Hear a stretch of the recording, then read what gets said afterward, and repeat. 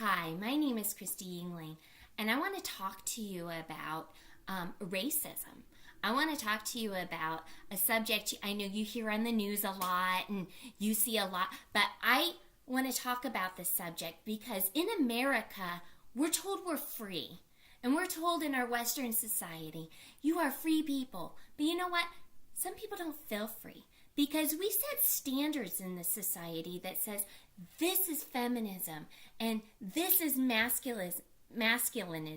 And if you don't fit into either this category or this category, then you don't fit the bar and you're not acceptable. And there are certain people that actually feel they're not accepted or they're not really free or safe in our Western society. And that's just sad. Gordon talks about in The Right to Be a Black Girl, about a girl that's in high school that she has white friends and they think that she has proper English, so she's good enough to be their friend, but she's not good or better than them. And then she has black friends, but they criticize her because they say, you're not black enough and you're strange. And so she doesn't really feel like she really fits into either side of the society.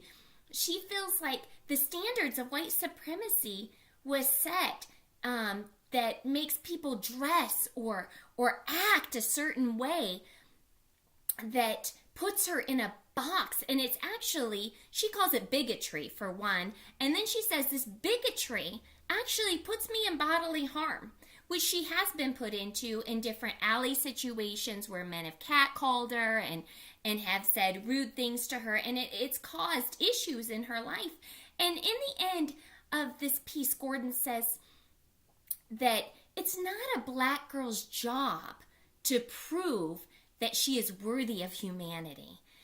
She says it's supposed to be her human right.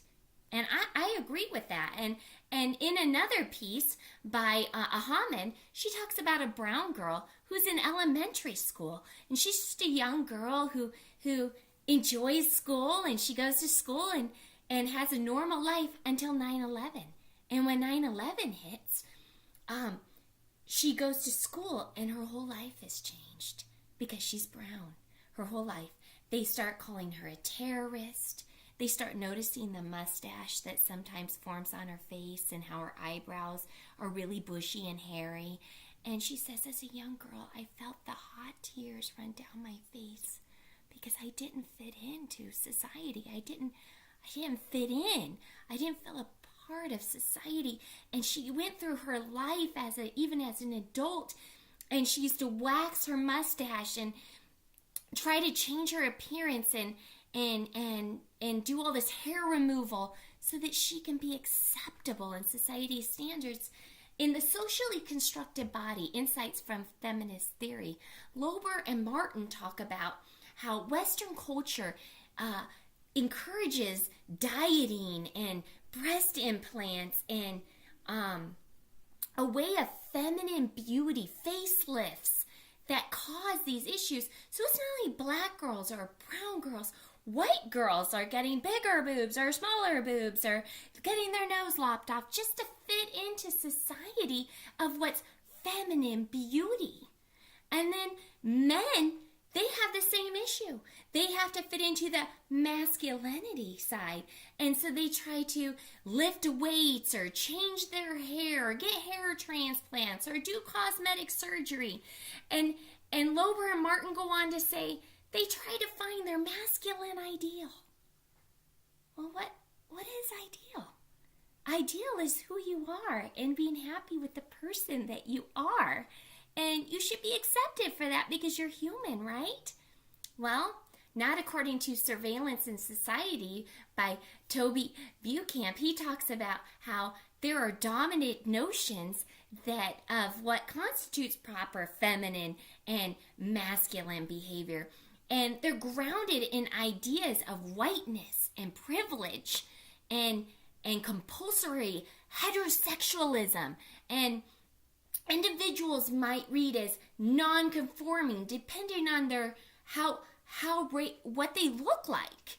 Are they black? Are they brown? Well, wait a second. They might be a gender person, or they might be a binary person, or they might be lesbian or gay, and they don't fit the masculine or the feminine of what they should be. What is that desire?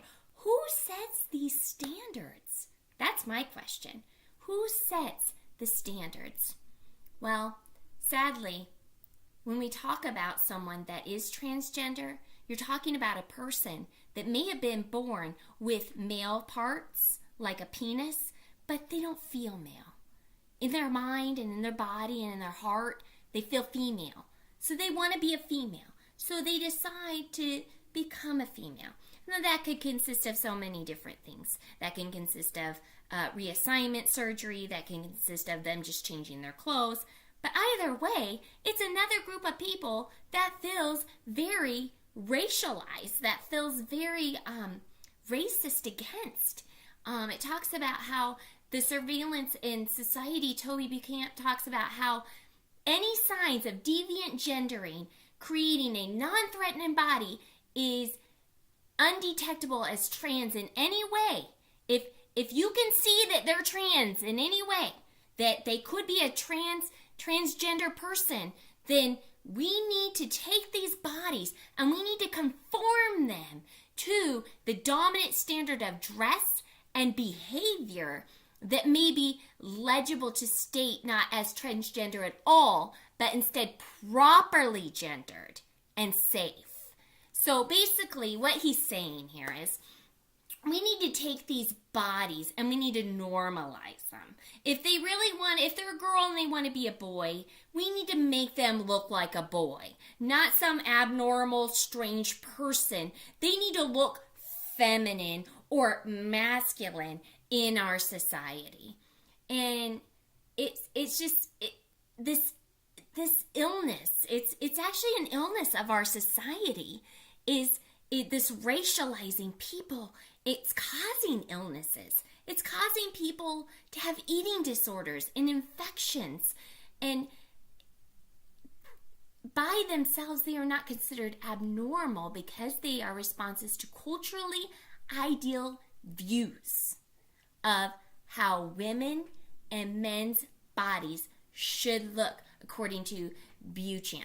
He says that you need to transgender people need to change to look normal, to society's normal. Okay, the black girl needs to change who she is so she's normal.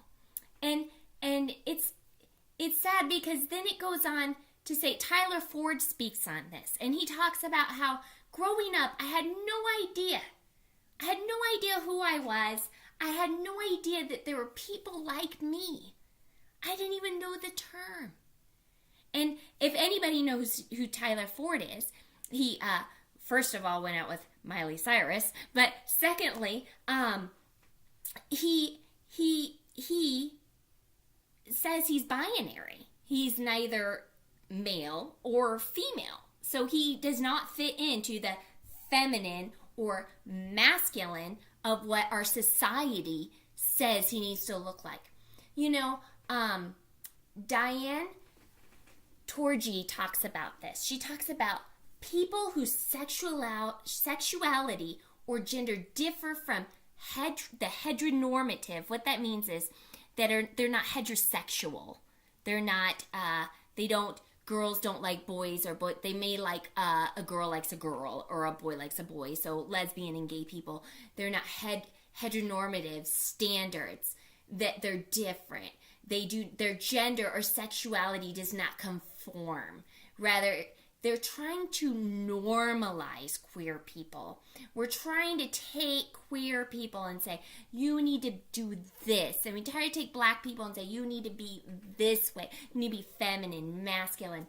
She said that it doesn't matter. Straight, cisgender people, all different. All different people. Everybody's different. So why can't we just love everybody? I think Tyler Ford says it best. He says, looking at myself, I see love, resilience, strength, and beauty. I smile, finally recognizing my essence in my own reflection.